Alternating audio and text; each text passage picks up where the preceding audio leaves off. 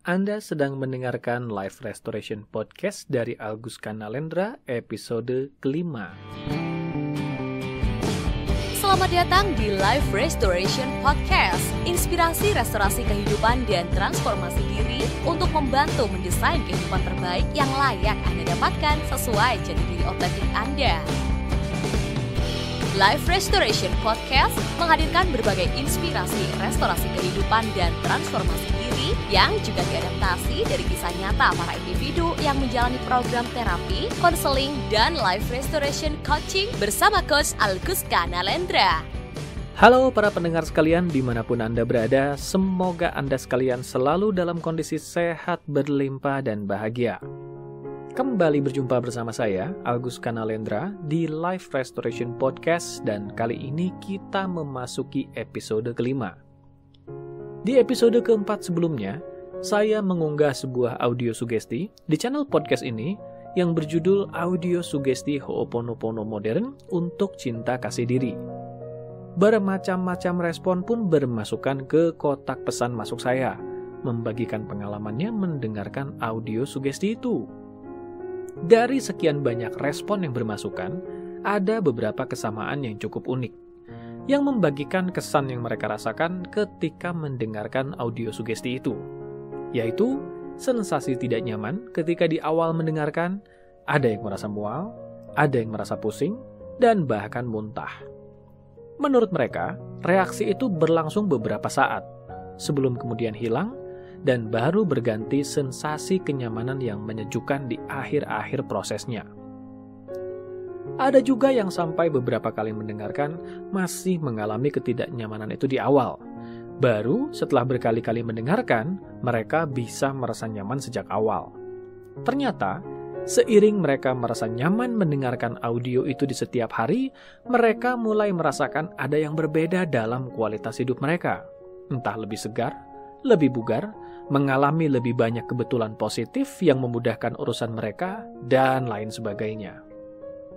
Kembali ke beberapa kisah ketidaknyamanan yang dirasakan beberapa orang di awal mendengarkan audio ini, bagi saya hal ini tidak terlalu mengherankan.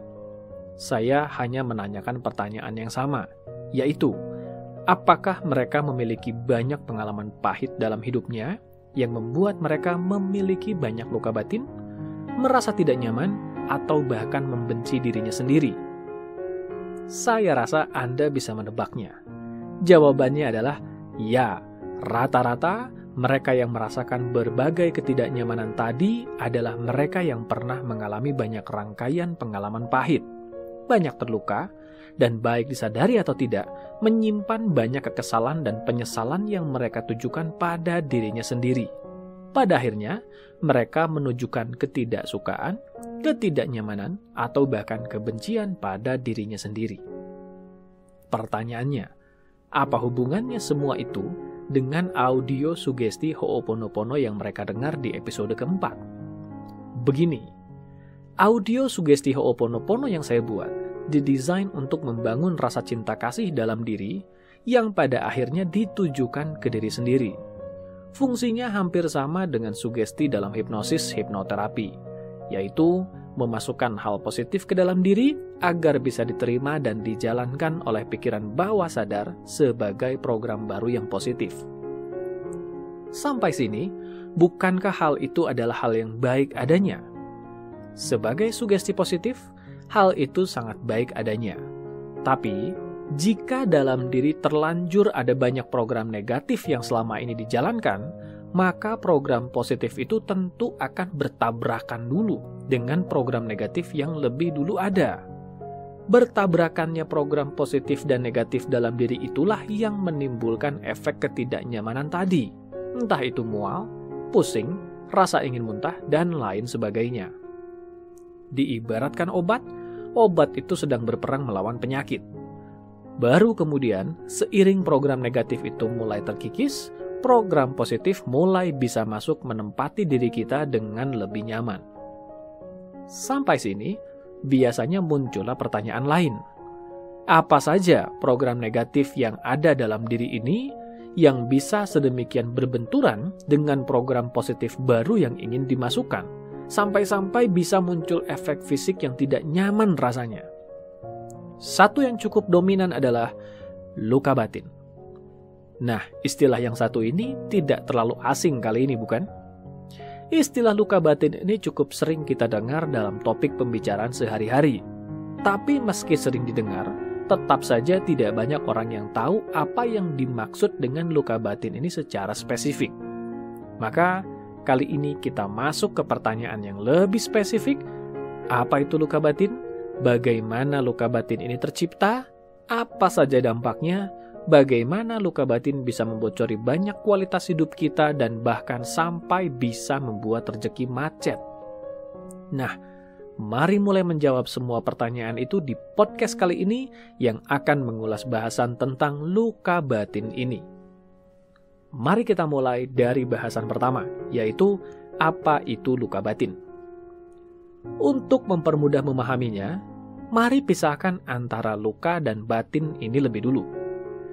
Saya yakin Anda tidak asing dengan yang namanya luka, terutama secara fisik, di mana hal ini bisa kita alami dari berbagai kejadian.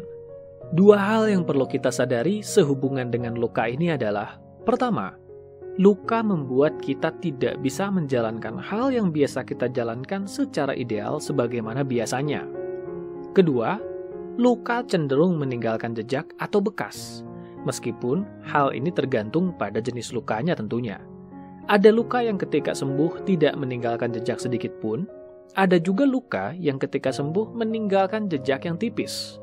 Dan ada juga yang ketika sembuh meninggalkan jejak yang jelas sekali keberadaannya. Jika tadi kita membicarakan tentang tubuh fisik dan luka yang bisa dialaminya, maka kali ini kita akan mengulas tentang batin atau sisi psikologis dalam diri kita.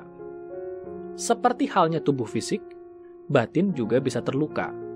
Ketika batin ini terluka, maka akan ada sisi psikologis kita yang terganggu cara kerjanya. Tergantung pada seberapa dalam luka yang dialami, maka kadar dari gangguan psikologis ini pun bisa berbeda-beda tentunya. Sama halnya juga dengan tubuh fisik. Luka yang dialami batin juga meninggalkan jejak yang beragam. Ada luka yang bisa dengan cepat hilang, ada yang berbekas tipis, dan ada juga yang berbekas dengan sangat dalam dan bahkan tidak kunjung hilang meski sudah bertahun-tahun lamanya. Ketika batin terluka, maka sisi psikologis seseorang juga terluka. Luka psikologis inilah yang nantinya bisa bermutasi menjadi berbagai jenis masalah psikis, seperti ketakutan berlebih, kecemasan berlebih, kemarahan berlebih, dan lain sebagainya. Luka psikologis ini juga bisa menjadi masalah perilaku, seperti kecanduan dan kebiasaan buruk. Luka psikologis ini juga nantinya bisa menjadi masalah psikosomatis, atau sakit fisik yang bermula dari pikiran. Jika diperiksa secara medis, maka tidak ditemukan masalah fisik apapun, tapi penderitanya merasakan rasa sakit itu dengan jelas. Jadi, sekali lagi, luka batin adalah luka yang terjadi pada sisi psikologis kita. Sekarang, waktunya kita mengulas bahasan kedua. Bagaimana luka batin ini tercipta? Saya biasa menjelaskannya secara sederhana, yaitu ketika harapan tidak sejalan dengan kenyataan. Itu saja, sesederhana itu. Maksudnya bagaimana? Begini, sebagai manusia, kita tentu memiliki harapan, bukan? Ketika harapan itu tidak terpenuhi, apa yang kita rasakan? Yes, kecewa. Dari kecewa itulah bermunculan berbagai macam potensi luka batin lainnya. Kecewa itu bisa berubah menjadi kesedihan, kemarahan, dan banyak lagi jenis lainnya. Harapan ini nantinya kita bagi menjadi dua, yaitu kebutuhan dan keinginan. Kebutuhan adalah jenis harapan yang memang secara psikologis menjadi kebutuhan dasar setiap manusia, terutama di masa tumbuh kembang kita sewaktu kecil. Setiap anak kecil memiliki kebutuhan dasar untuk merasa aman, merasa diterima, merasa dicintai dan dipahami. Ketika seorang anak tidak mendapatkan kebutuhan emosi ini, maka sisi polos dirinya yang belum paham apa yang terjadi memunculkan pemikiran bahwa dirinya adalah keberadaan yang tidak diharapkan atau keberadaan yang tidak pantas ada. Dari sini muncullah rasa kecewa. yang menjadikan si anak merasa minder dan tidak percaya diri. Berikutnya, yaitu keinginan. Yang satu ini adalah harapan yang secara psikologis lebih kompleks, karena mulai berisikan beberapa persyaratan. Misalnya, keinginan bagaimana kita ingin diperlakukan. Juga berisikan keinginan untuk mendapatkan hal-hal yang kita impikan. Biasanya, hal ini muncul seiring seseorang bertumbuh dewasa dan mulai mengenal dunia. Ketika keinginan ini tidak terpenuhi, maka muncullah rasa kecewa, yang bisa saja menjadikan seseorang merasa sedih, merasa gagal, atau merasa marah, bergantung pada jenis kekecewaan yang dialami. Setiap kekecewaan ini menjadi luka. Ia menyayat batin kita dan meninggalkan bekas.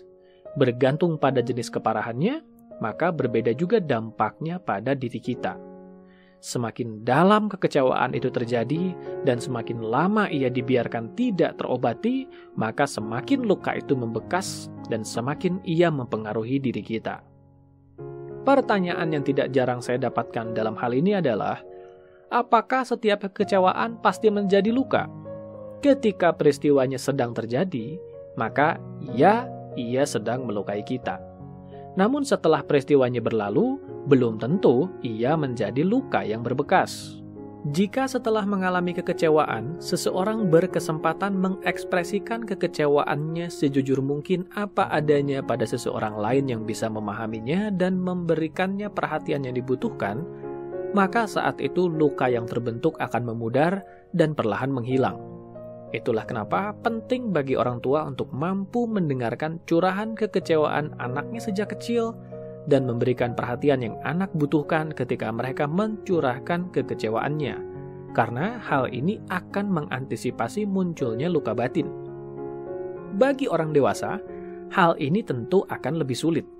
Itulah mengapa bagi orang dewasa, saya menyarankan mereka mencari bantuan profesional dari konselor atau terapis yang bisa menampung curahan hati mereka dan memfasilitasi penanganan secara profesional agar luka batin itu tidak terus membayangi kehidupan mereka. Apa saja dampak dari luka batin yang tidak terselesaikan ini? Ada banyak jenis. Seperti yang saya bahas di awal podcast ini, mulai dari gangguan psikis seperti kecemasan berlebih, ketakutan dan kemarahan berlebih, bisa juga dalam bentuk gangguan perilaku seperti kecanduan atau kebiasaan buruk lainnya, bisa juga dalam bentuk permasalahan psikosomatis. Luka batin berhubungan dengan emosi. Dalam bahasa Inggris, emosi disebut juga sebagai emotion. Dalam dunia terapi dan pengembangan diri, emotion ini sering diartikan sebagai energy in emotion atau energi yang bergerak. Ya, proses berpikir dan munculnya emosi dalam diri sebetulnya berhubungan dengan sistem sirkulasi atau peredaran energi dalam diri kita. Energi adalah kunci penting yang menentukan kualitas kesehatan seseorang. Ketika energi mengalir lancar dalam diri seseorang, maka sehat jugalah kondisi fisik dan psikis orang tersebut. Ketika sirkulasi energi ini macet, maka bermasalah juga kesehatan fisik dan psikis seseorang. Luka batin menjadi salah satu hal yang membuat emosi ini terkunci dalam diri.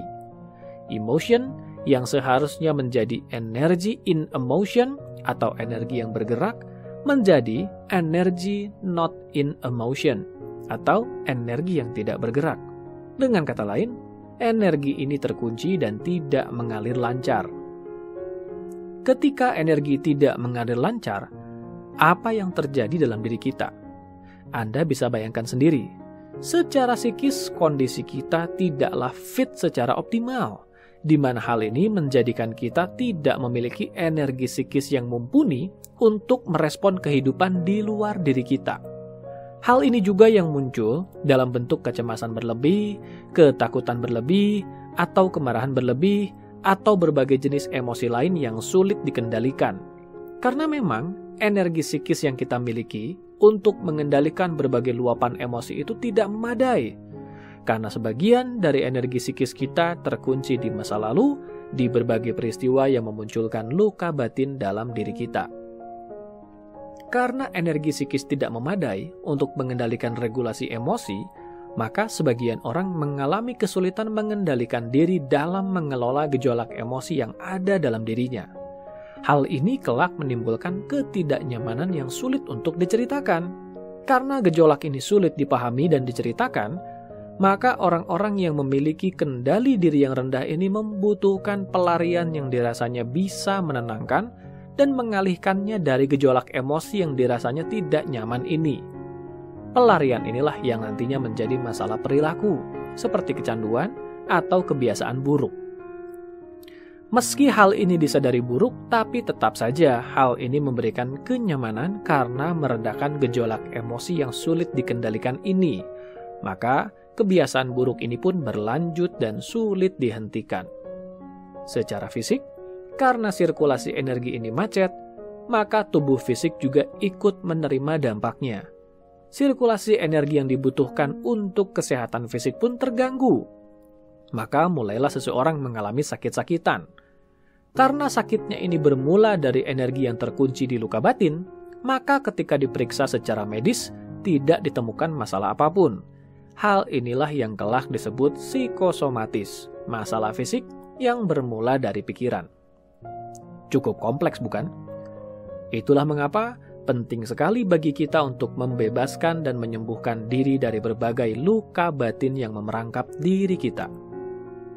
Nah, sampailah kita di bahasan terakhir yang paling penting, yaitu bagaimana luka batin ini bisa membocori sedemikian banyak kualitas hidup kita dan bahkan sampai bisa membuat rezeki macet. Saya tidak akan terlalu banyak mengulas bocornya kualitas hidup akibat luka batin ini, karena hal ini rasanya sudah cukup jelas.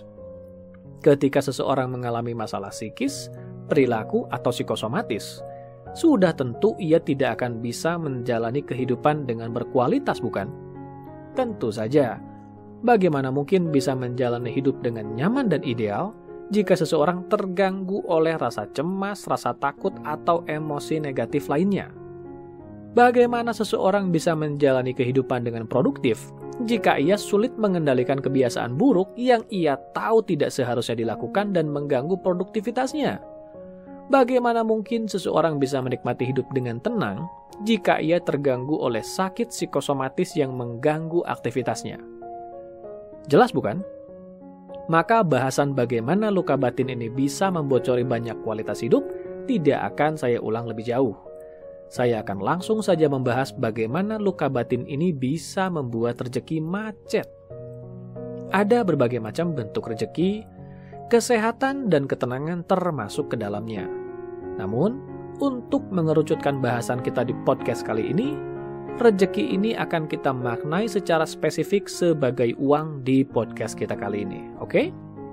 Nah, apa hubungannya antara luka batin dengan macetnya uang? Lagi-lagi semua ini kembali kepada fenomena energi. Di podcast episode 2 sebelumnya, saya sudah membahas fenomena energi ini secara cukup mendetail. Betapa segala sesuatu di alam semesta ini jika diurai strukturnya sampai ke struktur terkecil, pada akhirnya terdiri dari energi. Ngomong-ngomong, bahasan ini akan banyak sekali menyoal kembali fenomena hukum semesta yang sudah saya bahas di podcast episode kedua sebelumnya. Jika Anda belum mendengarkan podcast tersebut, maka saya menyarankan Anda untuk nanti mendengarkan podcast itu juga agar lebih memahami bahasan kita kali ini. Begitu juga uang. Meskipun secara fisik kita bisa melihat wujudnya, tetap saja kita perlu memahami bahwa esensi dari uang di strukturnya yang terkecil adalah energi.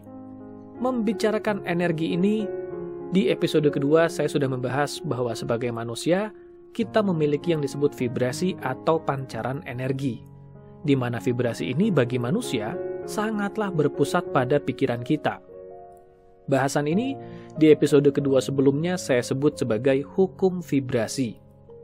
Berikutnya, masih di episode kedua, saya juga membahas bagaimana terdapat satu hukum semesta yang menjadikan vibrasi atau pancaran energi ini beresonansi dengan vibrasi atau energi sejenis lainnya, dan saling tarik-menarik satu sama lain, di mana fenomena ini lebih umum dikenal sebagai Law of Attraction. sebagai manusia yang hidup di zaman modern ini, mau tidak mau dan suka tidak suka, kita perlu menyadari bahwa ada banyak sekali fungsi kehidupan kita yang saat ini diwakili oleh uang. Dengan kata lain, uang adalah media pertukaran yang menjembatani kita dengan hal yang kita ingin capai. Maka, sangat lumrah adanya sebagai manusia kita memerlukan uang. Saya tidak sedang membicarakan gila uang atau mata duitan. Saya sedang membicarakan kebutuhan dasar manusia modern di zaman sekarang yang mau tidak mau mensyaratkan uang sebagai media pertukaran utamanya. Terlepas dari adanya fenomena di mana sebagian orang larut dan menjadikan uang sebagai alat pemenuhan hawa nafsunya, itu lain soal. Pada esensinya tetap saja, uang hanyalah alat atau media. Bukan uangnya yang kita nikmati, melainkan apa yang bisa kita dapatkan dengan uang itulah yang pada akhirnya kita nikmati. Artinya, kesadaran akan pentingnya uang dan apa yang bisa dihasilkannya ini sudah ada dalam diri manusia modern, dalam diri kita.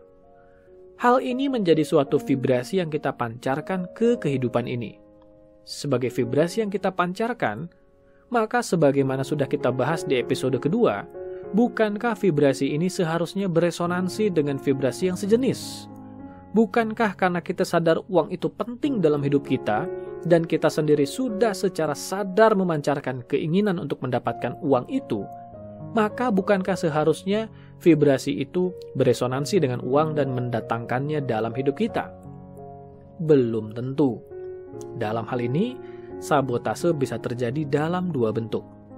Pertama, seperti yang sudah saya bahas di episode kedua, vibrasi yang kita pancarkan secara sadar ini bisa saja disabotase oleh pikiran bawah sadar yang meyakini hal negatif yang berkebalikan. Karena porsi kekuatan pikiran bawah sadar adalah 90% dibandingkan pikiran sadar yang hanya sebesar 10%, maka wajar jika vibrasi negatif dari pikiran bawah sadar inilah yang menang dan itulah yang dipancarkan. Maka, lebih banyak hal negatiflah yang justru kita tarik dalam kehidupan karena memang itulah yang kita pancarkan. Sabotase kedua, yaitu karena vibrasi yang kita pancarkan terkontaminasi oleh luka batin yang belum terselesaikan. Vibrasi adalah energi. Maka jelas, kadar vibrasi yang kita pancarkan bergantung pada level energi yang kita miliki. Ingat bahwa luka batin akan mengunci sebagian dari energi di sistem sirkulasi energi dalam diri kita. Selain itu, luka batin ini juga tersimpan di pikiran bawah sadar. Semua ini jelas akan menyabotase vibrasi yang kita pancarkan. Jangan heran jika semakin banyak luka batin masa lalu yang tidak terselesaikan dalam hidup kita sampai di masa kini, maka semakin sulit kita menarik hal yang kita inginkan dan semakin banyak permasalahan muncul dari berbagai arah karenanya. Hal inilah yang menjadikan seseorang tidak bisa hidup sepenuhnya di masa kini.